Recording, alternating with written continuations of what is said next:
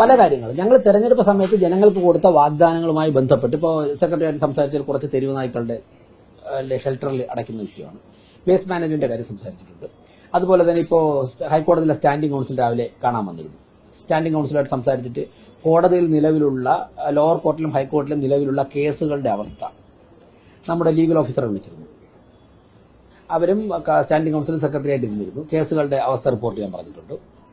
ഇനി നേരത്തെ ഇന്നലെ പറഞ്ഞതുപോലെ തന്നെ ഈ നമ്മുടെ ഇലക്ട്രിക് ബസ്സുകളുടെ അതിന്റെ പൊസിഷൻ ആവശ്യപ്പെടുന്നുണ്ട്. ഇങ്ങനെ രാവിലെ മുതൽ 9 വരെ തന്നെ ഡിസ്കഷൻ നടന്നുകൊണ്ടിരിക്കുകയാണ്.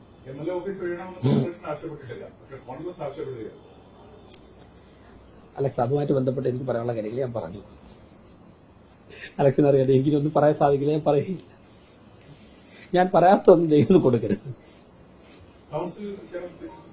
ഇല്ല, സ്റ്റാൻഡിംഗ് കമ്മിറ്റി ഇലക്ഷൻ കഴിഞ്ഞു.